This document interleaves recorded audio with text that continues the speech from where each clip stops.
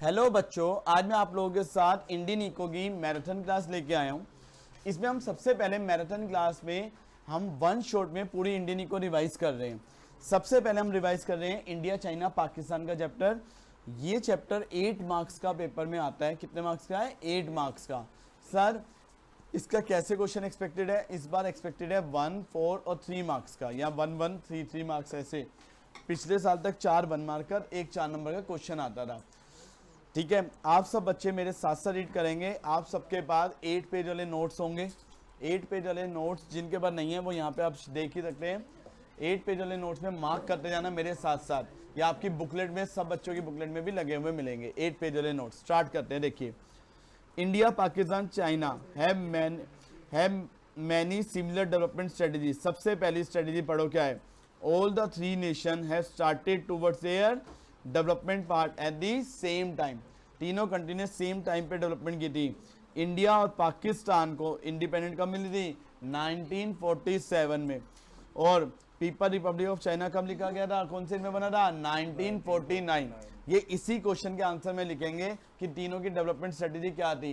तो तीनों की डेवलपमेंट स्ट्रेटेजी समझ आ गई। इसमें आपको ईयर लिखना है। इंडिया का ईयर और पाकिस्तान का ईयर तो 1947 सबको पता है। और चाइना का क्या लिखोगे? पीपल रिपब्लिक ऑफ चाइना नाम रखा गया था। क्या नाम था उसका? कौन से में? 1949। कौन से में था? 1949। आगे पढ़ो। All the 3 countries adopted economic planning as their core development strategies. ठीक है, तीनों कंट्री ने इकोनॉमिक प्लानिंग को, इकोनॉमिक प्लानिंग किसको कहते हैं? 5 ईयर प्लान को। किसको कहते हैं? 5 ईयर प्लान को उन्होंने अपनी डेवलपमेंट स्ट्रेटेजी का पार्ट रखा था।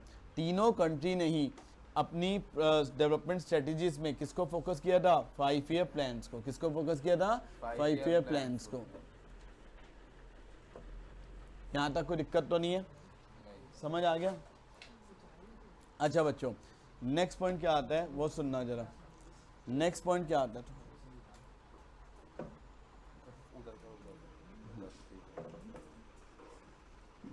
यहां से थोड़ा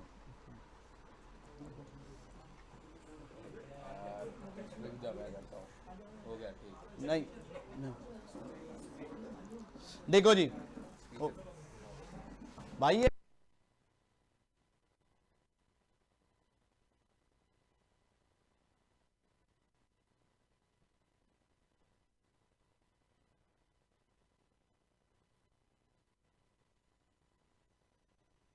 कर दियो। सुनो जी, अब देखो क्या है।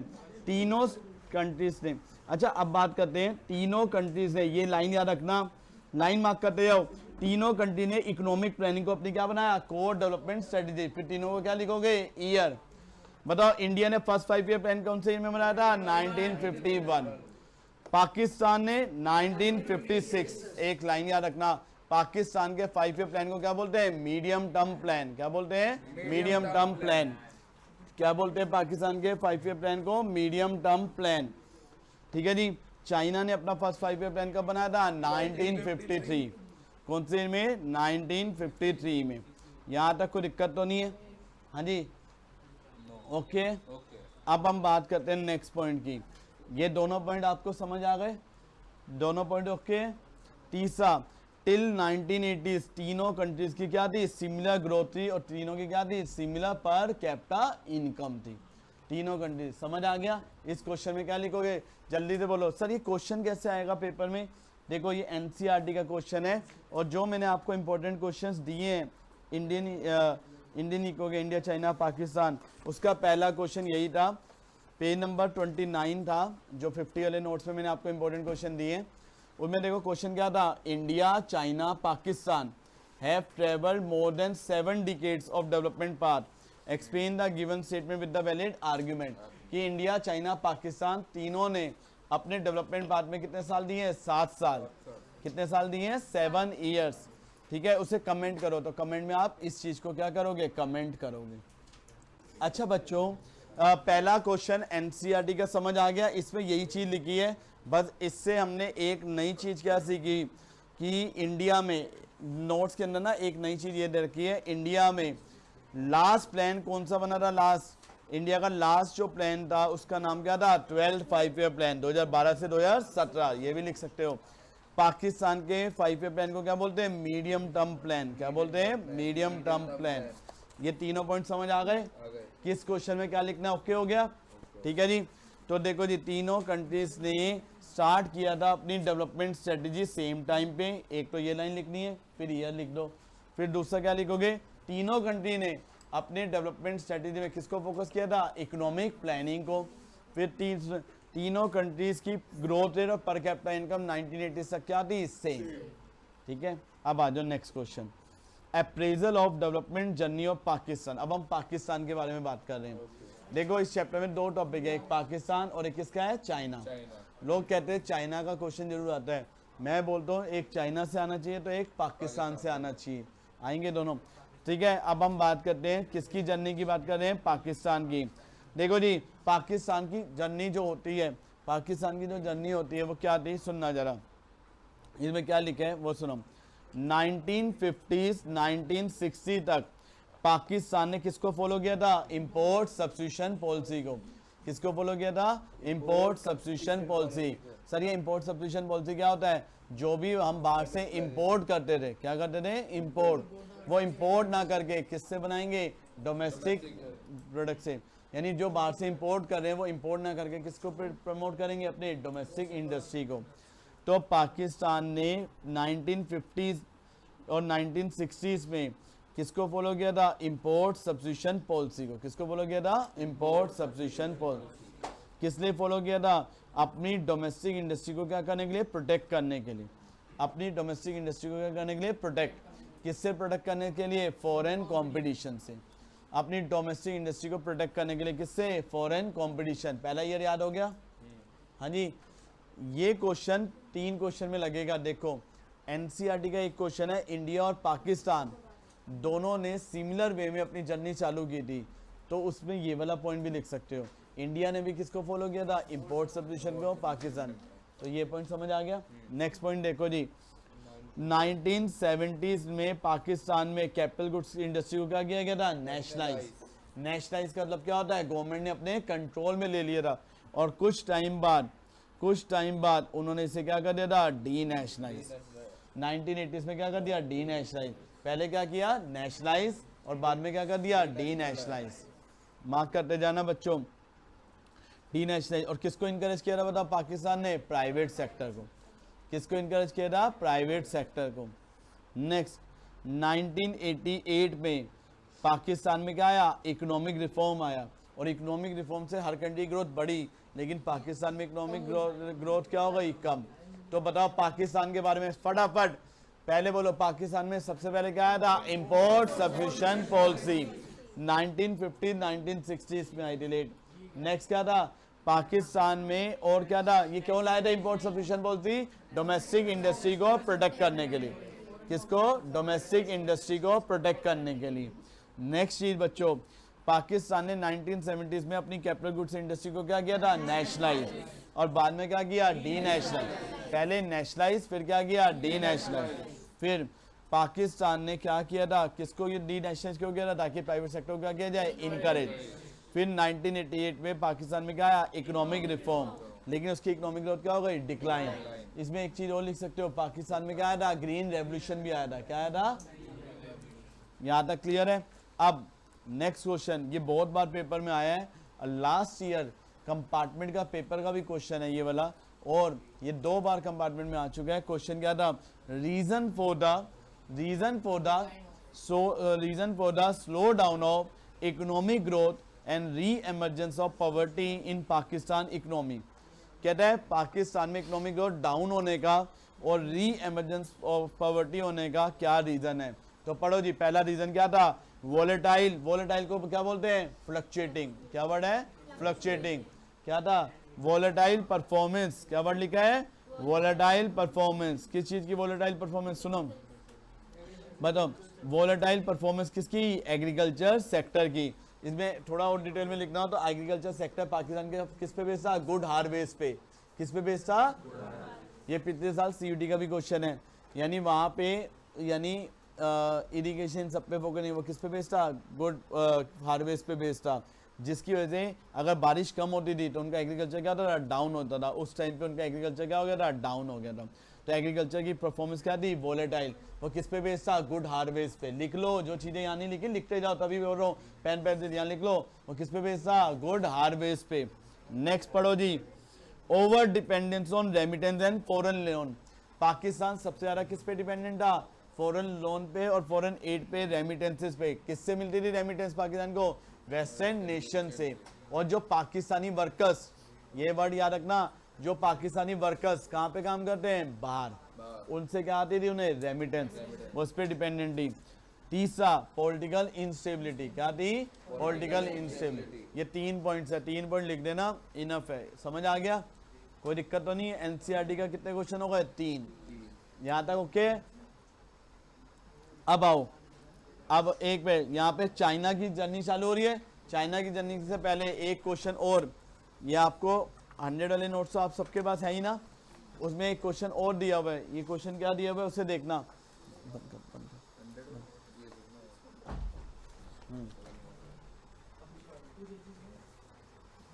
देखो बच्चों, एक क्वेश्चन एनसीईआरटी का, इधर देखना जी।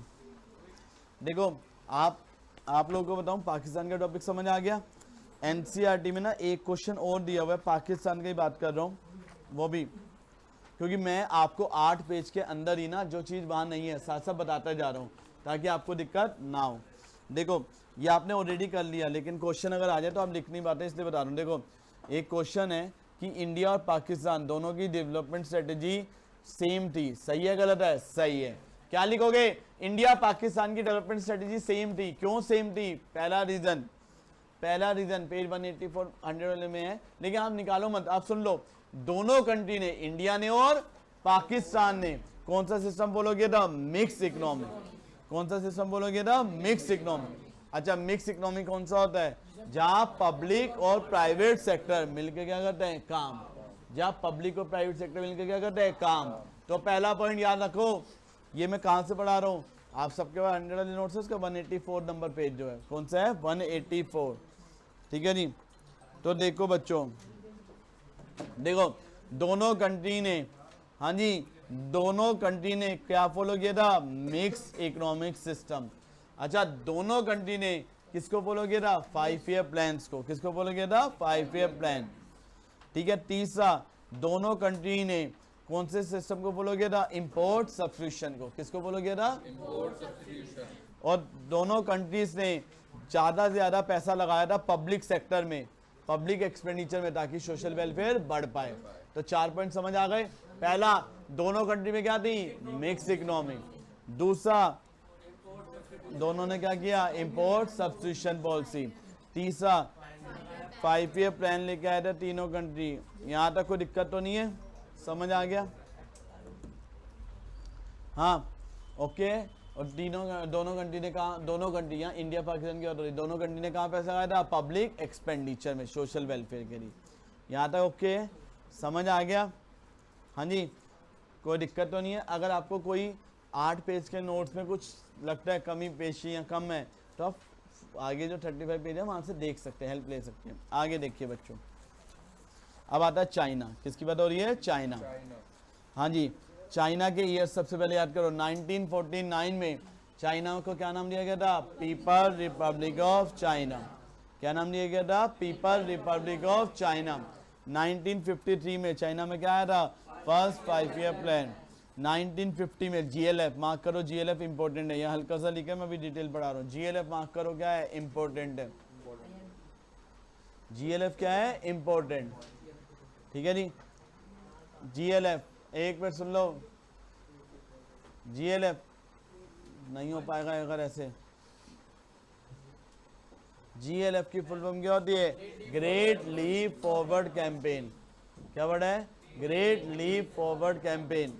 बताओ, GLF great leap forward campaign कौन से में आया था, 1958। कौन से में आया था, 1958। सर ये क्वेश्चन इतना याद कर ले इनफ है, नहीं नहीं नहीं नहीं, इतना इनफ नहीं है, ठीक है जी, इतना इनफ नहीं है। तो सर कहाँ से पढ़े, आपको एनसीईआरटी के इंपॉर्टेंट क्वेश्चंस दिए ना, पेज 29। देखो देखो जी, हाँ जी, हाँ जी, ये मेरे को सब बच्चों के हिसाब से करवाना है तो मैं हर चीज़ करवाऊंगा। जिसे लगता है वो 2-3 लाइन से इनफ है तो वो 2-3 लाइन्स कर लें। मैं अपनी तरफ से पूरा बता के चल रहा हूँ कि GLF में क्या लिखना होगा, ठीक है जी। और GLF की फुल फॉर्म क्या होती है याद रखना, ग्रेट लीप फॉरवर्ड कैंपेन 1958 में आया था। इसका एम क्या था, इंडस्ट्रीज को क्या करना, प्रमोट करना। किस पे, मैसिव स्केल पे। किसको प्रमोट करना, इंडस्ट्री को। कहाँ पे, मैसिव स्केल पे। यहाँ पे लोगों को इनकरेज किया गया था किसके लिए, टू सेट अप इंडस्ट्री। यहाँ पे लोगों को क्या किया गया था, इनकरेज किया गया था कि वो इंडस्ट्री को क्या करे, सेटअप। कहाँ पे करे, बैकयार्ड्स में। कहाँ पे करे, बैकयार्ड्स। ये जो एनसीईआरटी क्वेश्चन है ना, इसमें है ये एनसीईआरटी क्वेश्चन तो हमें करने ही करने हैं। मैं साथ साथ आपके मैं 8 पेज के नोट के साथ साथ एनसीईआरटी भी पूरी कवर कर रहा हूँ ताकि आपको कोई दिक्कत ना हो। 29 पेज 134 क्वेश्चन, ठीक है जी। देखो जी, ये आपके, हाँ तो देखो ना। अच्छा जी, यहाँ तक ओके, समझ आ गया। तो इसमें क्या बोला था, इंडस्ट्री को प्रमोट करने के लिए लोगों को क्या बोला, इंडस्ट्री कहाँ पे खोलो, अपने बैकयार्ड्स में। कहाँ पे खोलो इंडस्ट्री, बैकयार्ड्स में। आगे रूरल इंडिया में, रूरल एरिया में किसको लाया गया था, कॉमनीस को। किसको लाया गया था, कॉमनीस। अच्छा, कॉमनी में क्या होता है, कॉमनी सिस्टम क्या होता है, जहाँ पे सारे फार्मर मिलकर लैंड को क्या करते हैं, cultivate. Under the commune system people collectively cultivate land. सारे लोग मिलकर लैंड को क्या करते हैं, कल्टीवेट करते हैं। 1958 तक कितने कॉमनीस बन गए थे बताओ, 26,000। कितने कॉमनीस हो गए थे, 26,000। यहाँ तक क्लियर है। बताओ GLF फेल हुआ था, सक्सेस हुआ था, फेल। पढ़ो रीजन क्या लिखा है, GLF फेल होने का रीजन क्या था, सीवियर क्या आ गया था, ड्रॉट। सीवियर ड्रॉट आ गया था, जिसमें कितने लोगों की डेथ हो गई थी, 30 मिलियन। कितने लोगों की डेथ हो गई थी, 30 मिलियन लोगों की क्या हो गई थी, डेथ। दूसरा, चाइना के साथ क्या हो गए थे, कॉन्फ्लिक्ट्स।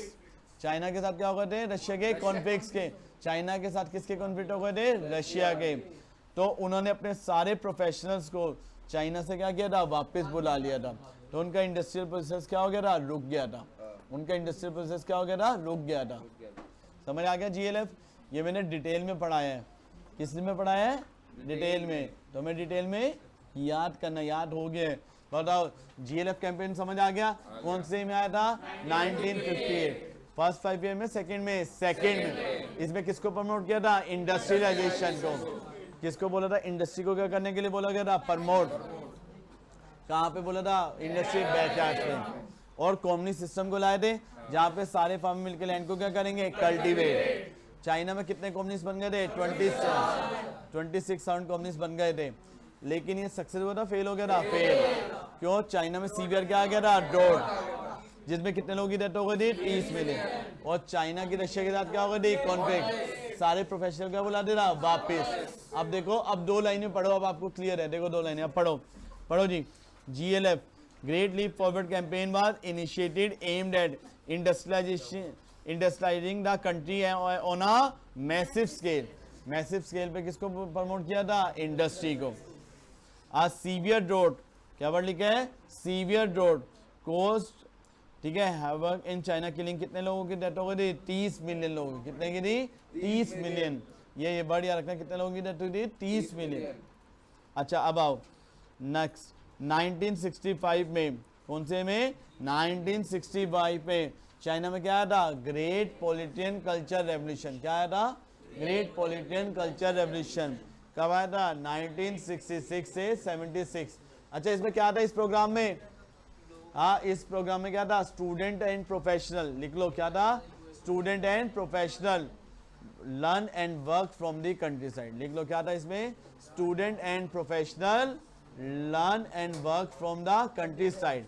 लोग काम भी करेंगे और सीखेंगे भी। लोग काम भी करेंगे और सीखेंगे भी। हाँ जी,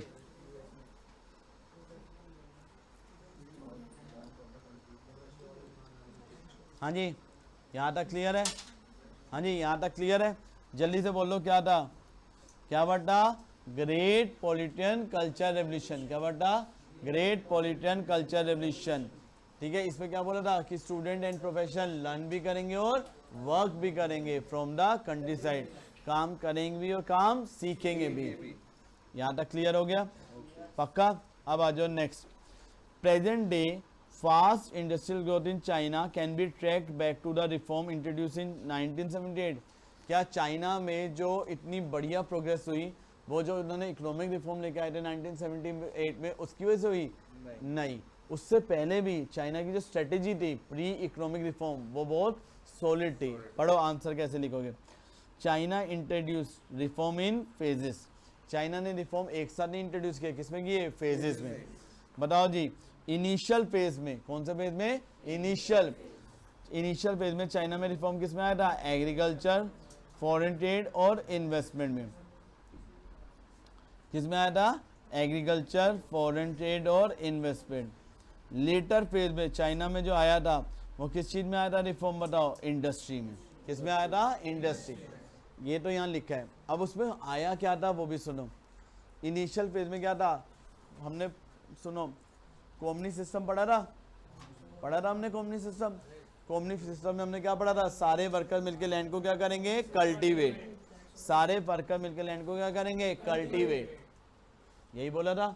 लेकिन बाद में उन्होंने क्या किया? कम्युनिस्ट सिस्टम को क्या किया? खत्म कर दिया और हर बंदे को लैंड दे दिया यूज करने के। आप सारे लोग क्या करो? लैंड को यूज करो।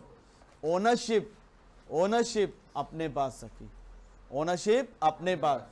सारे हाउसहोल्ड को दे दिया लैंड, क्या करो? यूज करो। और जो भी आपको इनकम होगी उसका कुछ परसेंट आपको किसको देना होगा? गवर्नमेंट। और सारी इनकम बाकी क्या होगी? आपकी। ठीक है, ये डिटेल नोट्स में आगे दिया हुआ है। तो मैंने समझा दिया क्या था इसमें। हाँ जी, समझ आ गया। रिफॉर्म बताओ। इनिशियल फेज में रिफॉर्म किस में आया था? जल्दी से बताओ। एग्रीकल्चर, फॉरेन ट्रेड और इन्वेस्टमेंट। इनिशियल रिफॉर्म में। और लेटर फेज में किस में आया था? इंडस्ट्री। अच्छा, इंडस्ट्री में क्या रिफॉर्म था? उन्हें परमिशन दे दी थी क्या करने की? बिजनेस करने की। अब आ जाओ नेक्स्ट।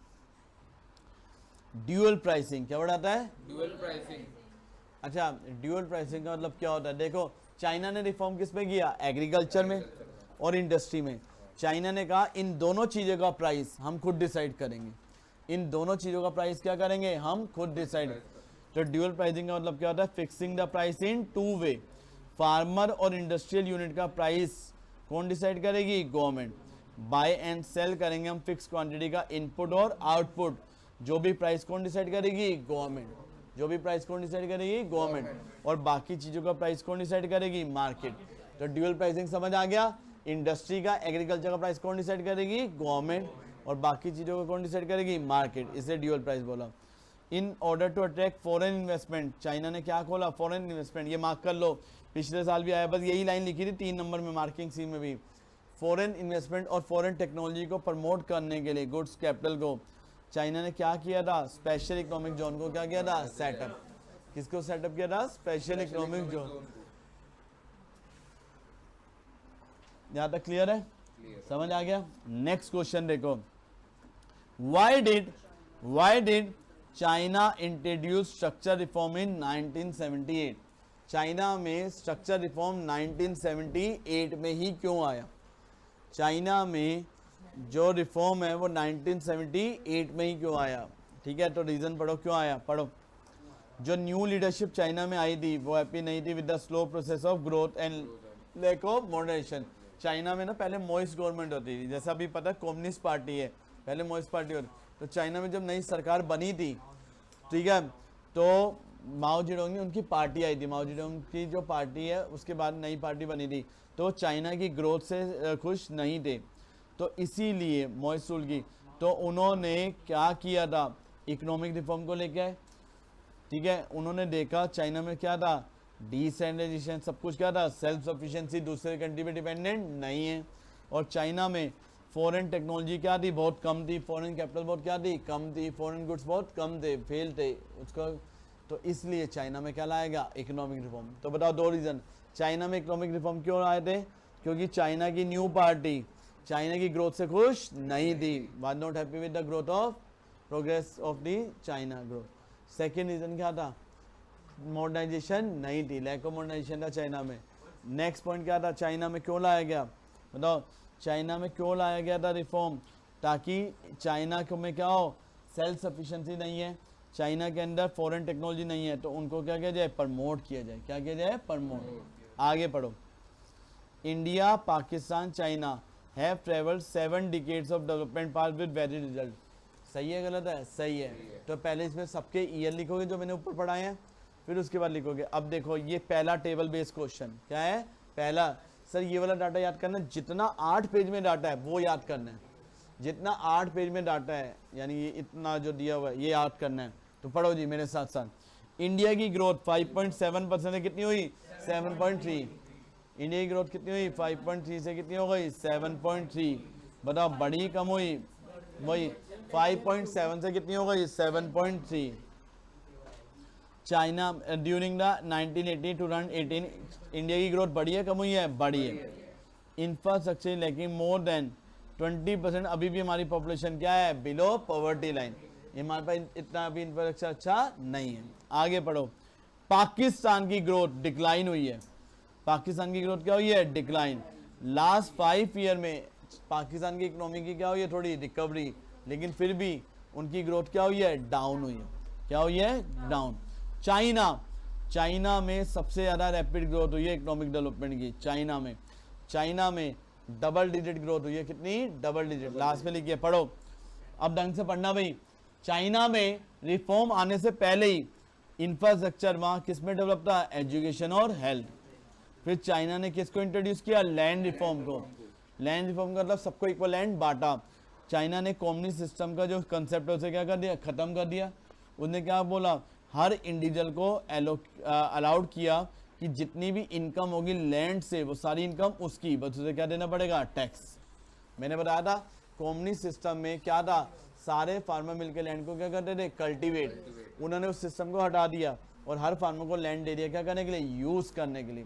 हर फार्मर को क्या दे दिया? लैंड दे दिया यूज करने। और उन्हें कहा कि ओनरशिप हमारे पास है, तुम क्या करो? यूज, और जो भी इनकम होगी वो तुम्हारी, उस पर तुम्हें क्या देना पड़ेगा? टैक्स।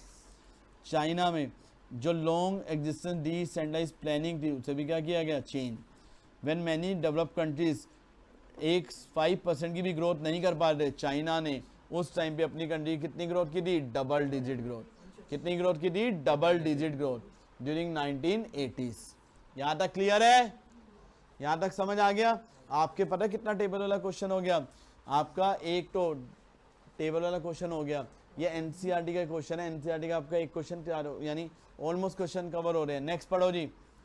Demographic indicator. क्या वर्ड है? पढ़ो जी। डेमोग्राफिक इंडिकेटर में क्या लिखा है? Annual growth of population. कहता है देखो जी, तीनों कंट्री में पॉपुलेशन सबसे ज्यादा किस कंट्री में ग्रो कर रहा है? पाकिस्तान। ये टेबल में लिखा होगा, फिर भी आप ये वाली वैल्यू याद कर लो। पाकिस्तान में ग्रोथ कितनी थी? 2.05%। अच्छा, चाइना की ग्रोथ कितनी थी? 0.46। अच्छा बताओ चाइना की ग्रोथ कम क्यों थी पॉपुलेशन में? 1 चाइल्ड पॉलिसी। क्या थी? 1 चाइल्ड पॉलिसी। पढ़ो जी। चाइना कुड एडिट इट्स, देखो चाइना ने अपनी पॉपुलेशन ग्रोथ कैसे कम की थी? Annual population with the implementation of 1 child norm. With the 1 child norm. अच्छा, 1 चाइल्ड नॉर्म से क्या हुआ? चाइना की एक तो पॉपुलेशन ग्रोथ क्या हो गई? कम, पहला। दूसरा, उसकी पॉपुलेशन भी ओवरऑल क्या हो गई? कम। लेकिन इसकी वजह से, और इंडिया में पॉपुलेशन ग्रोथ कितनी हो गई? बताओ इंडिया की ग्रोथ कितनी थी? 1.03% की पॉपुलेशन की। इंडिया का डेंजर लेवल कितना था? 1%, जो उससे ज़्यादा थी। फिर आता है जेंडर रेशो, सेक्स रेशो। पर 1000 मेल पे कितनी फीमेल अवेलेबल है? तीनों कंट्री में क्या थी? कम थी। अच्छा, लेकिन जेंडर रेशो तीनों कंट्री में क्या था? लो था और बायस था। क्या था? लो और bias. Against female in all 3 country. किसके मुकाबले? तीनों कंट्रीज की फीमेल के मुकाबले। इंडिया, चाइना, पाकिस्तान तीनों में किसको प्रेफर किया था? सन प्रेफरेंस। तीनों कंट्री में किसको प्रेफर किया था? सन प्रेफर किया था मेल चाइल्ड को। क्यों? चाइना में क्यों मेल को प्रेफर किया था? 1 चाइल्ड पॉलिसी थी। अगर वहाँ फीमेल होती थी तो आगे की उनकी जो फैमिली है वो नहीं चल पाती थी, इसलिए वो सन को प्रेफर करते थे। ठीक है जी। लेकिन आज की कंट्री में, सारी कंट्रीज में ये सब चीज़ें क्या हो गई? चेंज हो गई हैं। अब लास्ट टॉपिक चैप्टर कंप्लीट हो गया, चैप्टर समझ आ गया। अब आता है इंडिकेटर ऑफ ह्यूमन डेवलपमेंट। क्या वर्ड है? Indicator of human development.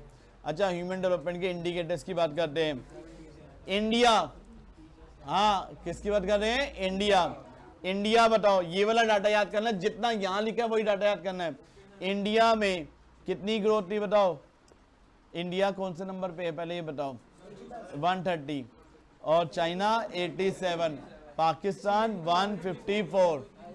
ठीक है, अच्छा यहां तक क्लियर है? अब देखो यहां तक क्लियर है ना? अब इधर देखो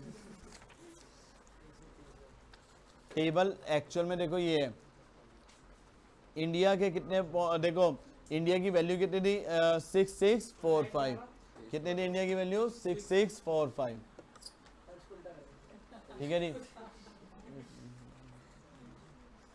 इंडिया की वैल्यू कितनी थी? 6645 और 0.645 कितनी थी? 0.645। 0.645। एक मिनट सुन लेना यार, एक मिनट। चाइना की कितनी थी? 0.761।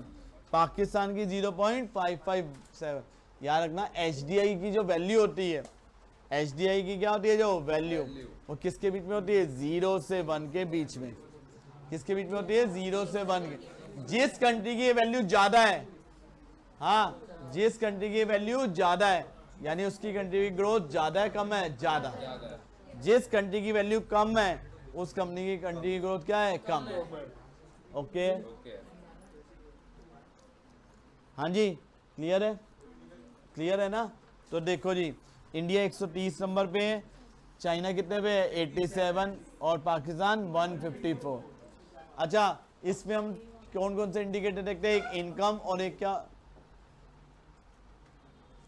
एक इनकम इंडिकेटर और एक क्या देते हैं? Health indicator. इनकम में क्या देखते हैं? पर कैपिटल लोगों के पास कितनी इनकम है? पर कैपिटल लोगों के पास कितनी इनकम है? और दूसरा कितने लोग बिलो पॉवर्टी लाइन है? कितने लोग क्या है? Below poverty line. ये इनकम पेपर एनसीईआरटी का क्वेश्चन है, बताओ इनकम इंडिकेटर के दो क्या बताओ एग्जांपल।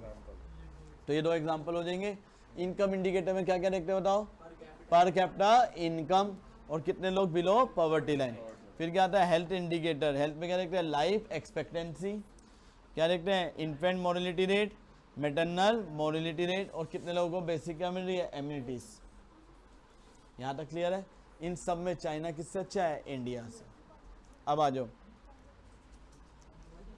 अरे इधर देखो, चाइना इंडिया पाकिस्तान से हर चीज में अच्छा है, ट्रू है। ठीक है, एक सर डाटा कौन सा याद करना है? एक तो ये वाला डाटा याद करना बच्चों, maternal mortality rate.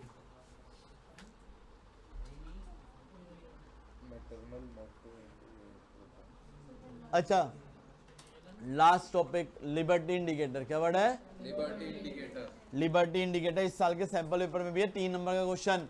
Liberty indicator क्या कहता है? हमारे को सोशल और पॉलिटिकल डिसीजन में कितना पार्टिसिपेशन मिल रहा है? हमारे को सोशल और पॉलिटिकल डिसीजन मेकिंग में कितना क्या मिल रहा है? पार्टिसिपेशन। उसे क्या बोलते हैं? Liberty indicator. यानी हमें कितनी क्या दे रखी है? फ्रीडम। कितनी क्या दे रखी है? फ्रीडम। तो जल्दी बोलो लिबर्टी इंडिकेटर समझ आ गया? क्या बताता है लिबर्टी इंडिकेटर? जल्दी से बोलो।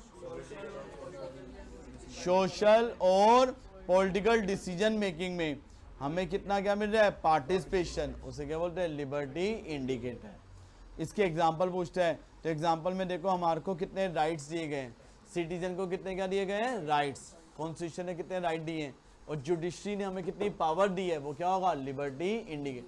बताओ पहला हमारे को कितने फंडामेंटल राइट दिए गए सिटीजन्स को? Liberty indicator. और दूसरा हमारी जुडिशरी ने हमें कितने पावर दी गई। समझ आ गया? पक्का? अब सर एक बार इसके एनसीईआरटी के क्वेश्चन देखो, आपको देखो एनसीईआरटी के क्वेश्चंस मैं रीड करवा रहा हूँ ताकि अब चैप्टर देखो याद हो गया? याद हो गया? एक बार क्विक रिवीजन करें 2 मिनट में। अब देखो फटाफट बोलना, देखो आपको याद हो जाएगा कि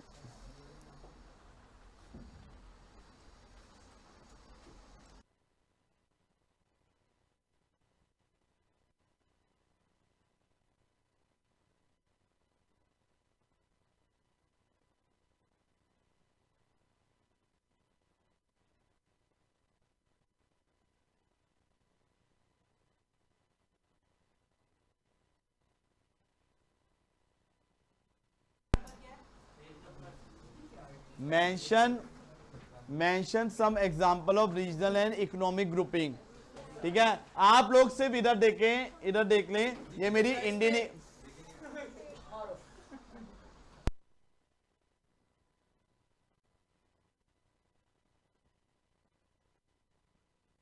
एनसीईआरटी की बुक्स आप सबके पास होगी। देखो जी, एनसीईआरटी के एक पेज, मेरी इंडियन इको की बुक में पेज नंबर 327 पे लास्ट पे सारे क्वेश्चन दिए हुए हैं। आपके पास कोई भी बुक हो, इंडियन इको कोई भी बुक, सब में एनसीईआरटी के क्वेश्चंस दे रखे हैं, सब में एनसीईआरटी के क्वेश्चन दे रखे हैं। तो पहला, mention some example of regional and economic grouping. हर कंट्री अपनी डोमेस्टिक कंट्री को स्ट्रेंथन करना चाहती है, यानी स्ट्रेंथन का मतलब प्रमोट करना चाहती है, डेवलप करना चाहती है। तो उसके लिए हर कंट्री क्या करती है, डिफरेंट रीजनल ग्रुप्स को क्या करती है, फॉर्म करती है। हर नेशन क्या करता है, डिफरेंट ग्रुप्स को क्या करता है, फॉर्म करता है। ठीक है जी, हर जैसे सार्क बनाते हैं, कौन कौन से ग्रुप्स बनाते हैं, SAARC, European Union, Asian G20। India बताओ, इंडिया किसका मेंबर नहीं है, यूरोपियन यूनियन का। बोर्ड में 2 से 4 बार ये क्वेश्चन आ चुका है, ठीक है, अलग अलग सेट्स के अंदर, कि इंडिया किस कंट्री का मेंबर नहीं है, यूरोपियन यूनियन का। G20 का मेंबर है कि नहीं है, लेकिन क्या G7 का मेंबर है इंडिया, नहीं। ठीक है जी, पहला क्वेश्चन हो गया एनसीईआरटी का, बस एक बार सुन लिया, पता चल गया। अब आ जाओ नेक्स्ट, ये वैसे why are regional and economic groups form. ये रीजनल ग्रुप्स क्यों बनते हैं, तो पढ़ो, रीजनल और इकोनॉमिक ग्रुप्स क्यों बनते हैं, अपनी डोमेस्टिक इकोनॉमी को क्या करने के लिए, स्ट्रेंथन, अपनी डोमेस्टिक इकोनॉमी को क्या करने के लिए, स्ट्रेंथन करने के लिए। देखो ये सब आपके देखो जो आपके पास 100 बुकलेट है, उसमें जो नोट्स दिए हुए हैं, एक 8 पेज वाले हैं और एक 35 पेजेस वाले हैं, जो 40 पेजेस वाले, उनमें सारा दे रखा है। मैं बस एक चीज बता रहा हूँ, एक टॉपिक पे कितने क्वेश्चन बन रहे हैं, 3। यहाँ भी वही लाइन थी, यहाँ भी वही लाइन थी, और इसमें भी वही लाइन है। अब इन दोनों को मर्ज करके ये क्वेश्चन बन गया। क्या है, व्हाट आर द, क्या क्वेश्चन है, what are the various means by which countries are trying to strengthen their own domestic economy. किस तरीके से वो अपनी इकोनॉमी को स्ट्रेंथन कर रहे हैं। तो पहला, वो रीजनल ग्रुप बना रहे हैं, नाम दे दो उनके, अभी पढ़ लिया, और वो अंडरस्टैंड कर रहे हैं कि उनकी क्या स्ट्रेंथ है और क्या वीकनेस है नेबरिंग कंट्रीज की, और इससे जब वो अपने आप को दूसरी कंट्री के लिए खोलेंगे तो उससे क्या प्रमोट होगा, ग्लोबलाइजेशन। क्या प्रमोट होगा, ग्लोबलाइजेशन। अब देखो, कहने के लिए कितने क्वेश्चन है, 3। कहने के लिए कितने क्वेश्चन है, 3। लेकिन अगर मैं बात करूं, अब कोई बच्चा कहता है सर आप लाइंस क्यों पढ़वाते हो। देखो, मैंने बच्चों को बोला 8 पेज के नोट याद कर लो और एनसीईआरटी के क्वेश्चन। जो 8 पेज के नोट पे कवर नहीं है, वो कहाँ पे कवर है, एनसीईआरटी क्वेश्चंस। अगर आप वो भी नहीं करना चाहते, आपको देखो ये वाले नोट्स दे रखे हैं ना, 40 पेज वाले, 8 पेज के बाद, इसमें देखो ये लाइन सारी दे रखी है, देखो ये सारी दे रखी है, ये सारी लाइंस कितने क्वेश्चन को कवर कर दिया, 3 क्वेश्चन। कितने क्वेश्चन को कवर दिया, 3। मैं हर बच्चे को बोल रहा हूं, अगर आपको इंडियन इको करनी है, 8 पेज के नोट्स और एनसीईआरटी के,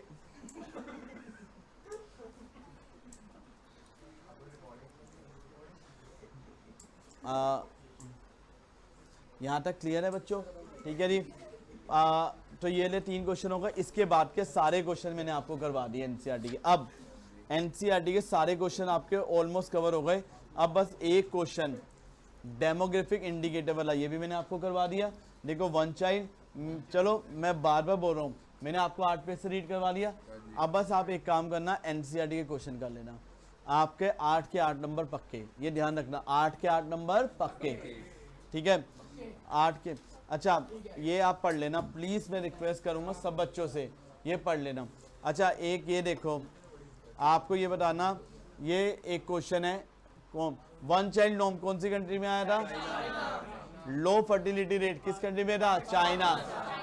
पाकिस्तान में हाई फर्टिलिटी रेट है। फर्टिलिटी रेट का मतलब एक कपल कितने बच्चे कर सकते हैं, उसे फर्टिलिटी रेट सबसे ज्यादा किस में थे, पाकिस्तान, और लोग किस में थे, China.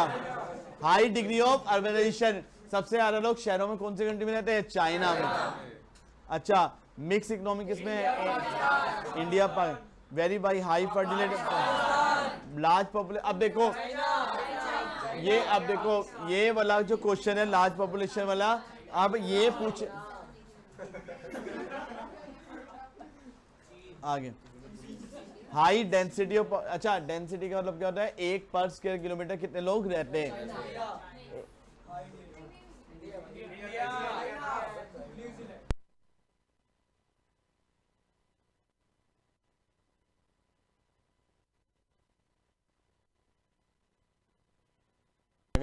High density of population, सुन लेना, हाई डेंसिटी ऑफ पॉपुलेशन में ये लिखा है कि चाइना के पास वर्ल्ड का सबसे बड़ा एरिया कवर करता है, तो चाइना की डेंसिटी क्या है, कम है, चाहे पॉपुलेशन ज़्यादा है लेकिन डेंसिटी क्या है, कम। और सबसे लोवेस्ट डेंसिटी चाइना की है और हाईएस्ट तीनों में किसकी है, इंडिया की। ठीक है, मैन्युफैक्चरिंग की ग्रोथ सबसे ज़्यादा किस सेक्टर की है, चाइना, और सर्विस की इंडिया और पाकिस्तान।